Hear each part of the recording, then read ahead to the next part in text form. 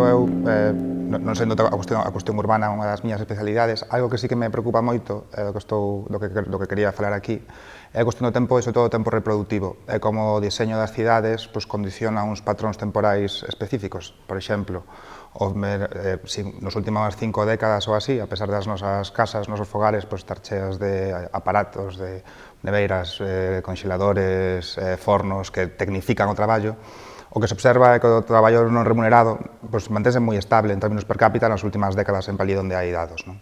Unha das miñas teses é que isto se debe ao propio diseño urbano e á propia conceptualización que hai dos fogares, con fogares unipersoais, aillados, separados entre sí, no cal non é posible colectivizar as tarefas reproductivas, dende o lavado da roupa ata a cociña.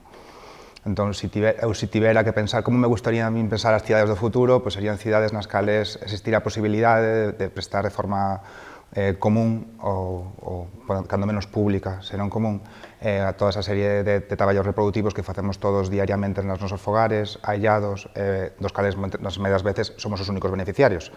Desde cociñas comunais, a garderías comunais, a lavadoras, mega macro lavadoras en cada novo edificio que se construa, ou, en definitiva, cidades que permitan escalar, aproveitar economías de escala en todas as tecnoloxías e ferramentas coas cales desenvolvemos a nosa reproducción no día a día. Diría que a curto prazo, os cambios que precisaríamos de introducir son relativamente limitados. Estou pensando, por exemplo, no tema das lavadoras.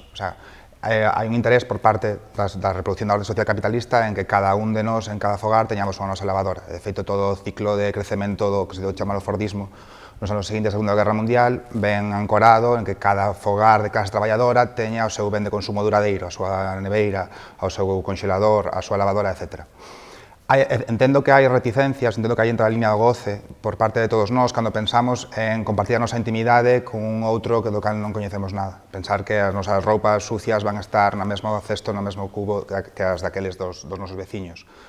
Pero penso que con iniciativas públicas non demasiado atrevidas ou non demasiado arriscadas, como por exemplo que obrigar a que todo novo edificio de nova construcción que teña que ter xa implantado unha macrolavadora na cal sexa obrigatorio facer cada 15 días un lavado de sábanas, de mantas e de edredóns para todo o edificio. Supoño que habería reticencias, pero penso que o fundamental é que agora mesmo nos carecemos da posibilidade de decidir. Nos non podemos non facer estas formas de forma estrictamente privada, estas tarefas de forma estrictamente privada. Se tiveramos a posibilidade de comunalizalas e aproveitar economías de escala, seguro que habería xente que sería reticente, que preferiría que non, pero polo menos a posibilidade estaría aí e poderíase comezar a traballar, aínda que sexa por adaptación, por asimilación ou por mero envexa dos nosos veciños, de formas de facelas que en última instancia liberen tempo privado para poder disfrutarlo de forma colectiva. Que entendo que a liberdade política como tal require ese disfrute común e ese ordenamento común das cousas.